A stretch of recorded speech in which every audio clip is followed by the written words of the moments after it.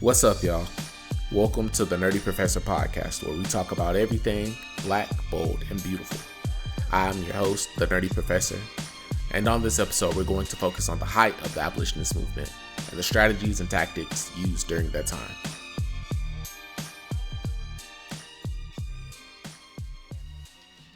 Have y'all ever wondered why Abe Lincoln liked apples so much? Anyway, I have a quick question for y'all. Have y'all ever seen Death Note?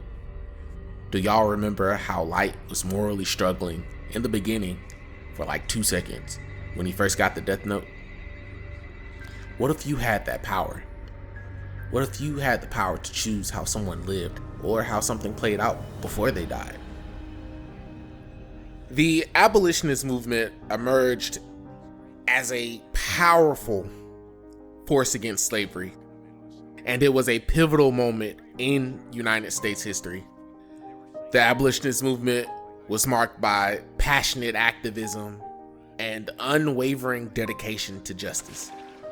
But at its forefront were African American abolitionists like Frederick Douglass, Dred Scott, and Harriet Tubman, whose voices and actions played a crucial role in challenging the institution of slavery. There were also allies in this movement like William Lloyd Garrison and Harriet Beecher Stowe, who also used their voices and platforms to advocate for the immediate abolition of slavery. That's important. The abolitionists saw slavery as a disease that plagued the North American continent and wanted it to stop by any means necessary. Abolitionists helped those in forced servitude escape by positioning themselves on the moral high ground and using petitioning, speaking to the public, and producing public publications, say that 10 times fast, to get the population on their side. Other abolitionists used more radical means to gain freedom for those enslaved, such as violence. Abolitionists used varying tactics and strategies to achieve their goals. They used direct and indirect action, but also violent and non-violent tactics in order to accomplish their God-given task. The abolitionists wholeheartedly believed that slavery was a sin and a crime against God. Despite laws forbidding the education of African Americans, they used education as a means of empowerment, as a means of resistance. Through education, they reclaimed their humanity and asserted their right to freedom and equality. Some enslaved individuals stealthily taught themselves and others to read and write, recognizing that knowledge was a powerful tool for liberation. People like Frederick Douglass and Harriet Jacobs. Frederick Douglass was born 1818 in Maryland. His exact birth date remains unknown, as enslaved people were often deprived of their basic records. He was an enslaved African American who escaped bondage and became one of the foremost abolitionist leaders and intellectuals of the 19th century. Despite being born into such harsh conditions and denied a formal education, Douglass taught himself to read and write, recognizing the transformative power of knowledge. He became a powerful orator and writer, captivating audiences with his eloquence and impassioned speeches condemning the evils of slavery.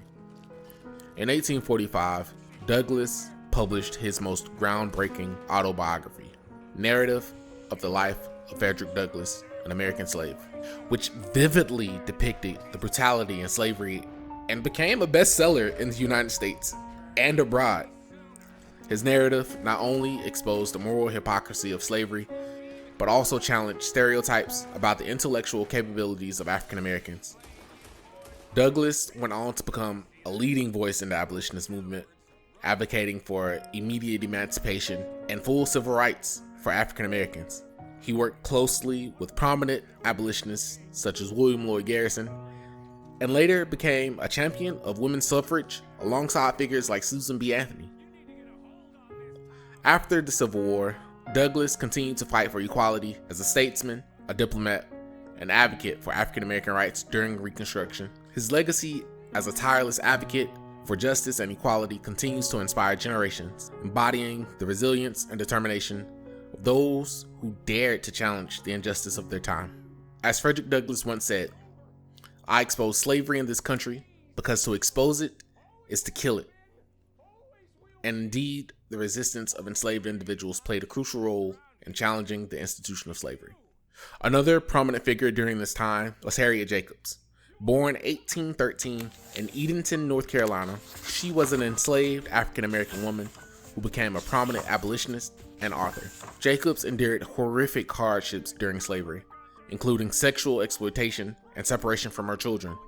Determined to escape her oppressors, Jacob hid for 7 years in a small attic crawl space, documenting her experience in her autobiography, Incidents in the Life of a Slave Girl. Originally published under the pseudonym Linda Brent in 1861, her narrative exposed the unique struggles faced by enslaved women, shedding light on the intersection of race, gender, and slavery. Jacob's memoir not only provided a rare first-hand account of the brutality and dehumanization of slavery, but also challenged prevailing stereotypes and misconceptions about African-American women. Her courageous act of publishing her story contributed to the abolitionist cause and inspired empathy and support for the plight of the enslaved individuals. After gaining her freedom during the Civil War, Jacobs continued her advocacy for social justice, supporting efforts to educate formerly enslaved individuals and promote women's rights. Her life and writings continue to resonate today as a testament to the strength and resilience and unwavering determination for those who fought against the injustice of slavery. So in Death Note, Light uses manipulation and propaganda to sway public opinion. Likewise, abolitionists use publication, speeches, and media to educate the public about the injustices of slavery and to garner support for the movement. Slave narratives and abolitionist literature had a profound impact on public opinion and policy debates regarding slavery. The writing provided first-hand accounts and humanized the institution of slavery. The writings also appealed to the public's moral and emotional compass, creating outrage among the readers. Slave narratives and abolitionist literature sparked debates and discussions about the morality, legality, and economic implications of slavery. These writings played a crucial role in mobilizing support for the abolitionist movement. They inspired individuals to join abolitionist societies, participate in anti-slavery petitions and protest, as well as contribute financially to the cause of emancipation. Over time, as public sentiment shifted against slavery, abolitionist literature helped to influence legislative action. It contributed to the passage of anti-slavery laws in some northern states, as well as provisions like the Fugitive Slave Act of 1850, which intensified the debate over slavery and its expansion into new territories. In Death Note, there is a suspenseful cat and mouse game between Kira, aka Light, and L, the detective trying to uncover Kira's identity. Similarly, we have the same sort of cat and mouse game between the abolitionists and those who are trying to capture and sustain the status quo of slavery. Abolitionists engage in strategic and covert operations, such as the Underground Railroad, to evade capture and assist enslaved individuals in the escape to freedom. Which brings us to Harriet Tubman. Harriet Tubman was born into slavery and escaped in 1849. Her own liberation fueled her determination to help others, and she returned to the South numerous times to lead others to freedom. During the Civil War, Tubman served as a Union spy, a scout, and a nurse, contributing to the war. A quote from Harriet Tubman states, "I freed 1,000 slaves. I could have freed 1,000 more if only they knew they were slaves." She used a network of secret routes and safe houses called the Underground Railroad to accomplish this mission. The Underground Railroad was established in the early 19th century and reached its peak during the decades before the Civil War. The Underground Railroad was a decentralized and secretive operation. You had people like Harriet Tubman who were considered conductors that guided escaped slaves, passengers, along these routes, often under the cover of darkness. I don't know if y'all have ever been in actual darkness, when you're driving on the road and you decide to turn off the headlights. Don't ever do this, it's illegal, I think. But if you're driving around and you actually turn off the headlights at night, you can actually see how dark it is.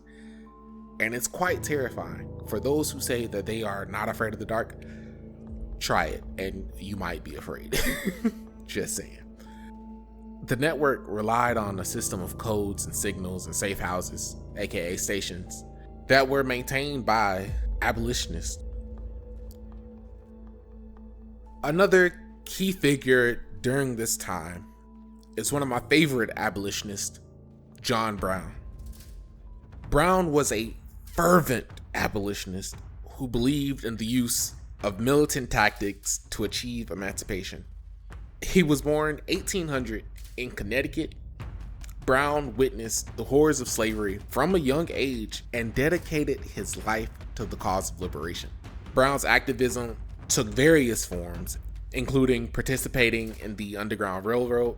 However, it was his involvement in the events of Bleeding Kansas that shot him to national prominence.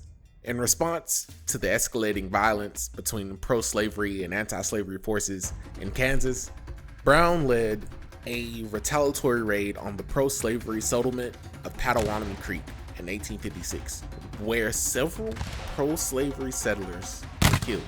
The Pottawatomie Massacre shocked the nation and ignited controversy, with some hailing Brown as a hero and others condemning him as a dangerous fanatic.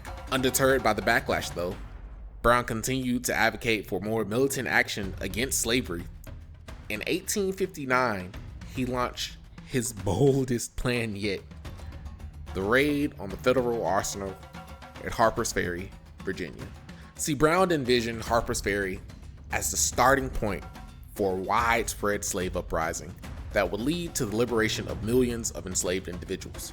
However, the raid quickly unraveled, and Brown and his followers were captured by federal troops led by Colonel Robert E. Lee. Brown was tried, convicted, and sentenced to death for treason and murder. He was executed by hanging on December 2nd, 1859. Side note, if you want a good show to follow about John Brown, check out The Good Lord Bird. However, the fight for abolition was met with fierce opposition from defenders of the status quo. Pro-slavery advocates vilified abolitionists, and violent mobs attacked those who dared to speak out against the institution of slavery. Some examples on violent attacks on prominent abolitionist leaders like Elijah Lovejoy and Reverend Charles Turner Torrey.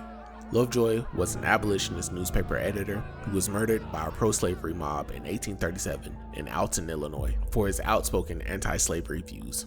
Torrey, a key figure in the Underground Railroad, was arrested multiple times and died in a Maryland prison in 1846 after aiding enslaved individuals in their escape.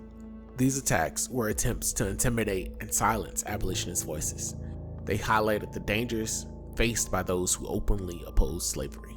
Despite the dangers they faced, abolitionists remained steadfast in their commitment to justice.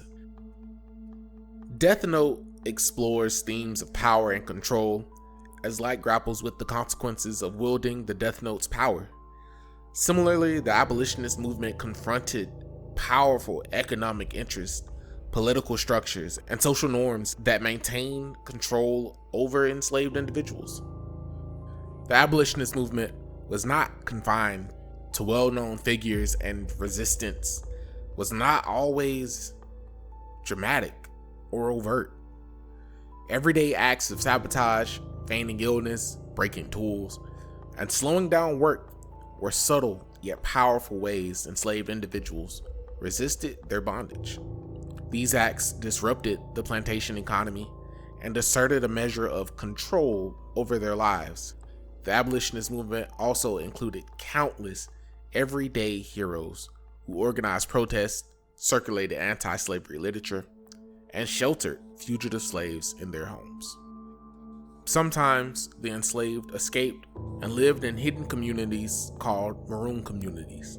Maroon communities were settlements established by escaped enslaved individuals in remote and often inaccessible areas such as mountains, swamps, or dense forests. These communities comprised of escaped slaves and indigenous peoples, and they became symbols of hope and defiance in the fight against slavery. There are a few notable maroon communities, such as the Jamaican Maroons, who successfully resisted British colonial rule for decades, and the Seminole Maroon community, who were a significant group of escaped enslaved Africans who found refuge among the Seminole Native American tribe in Florida. The abolitionist movement reached its culmination with the Emancipation Proclamation in 1863 and the eventual ratification of the 13th Amendment, which abolished slavery in the United States. As we reflect on the history of African American resistance during slavery, we are reminded of the resilience and strength of those who dared to resist against overwhelming odds. The parallels between Death Note and figures in the abolitionist movement explore complex themes of power, morality, justice, and the enduring struggle against oppression. The legacy of the abolitionist movement lives on in the songs of freedom. Their sacrifices laid the groundwork for future struggles for freedom and equality. Light and his adversaries make sacrifices in pursuit of their ideals.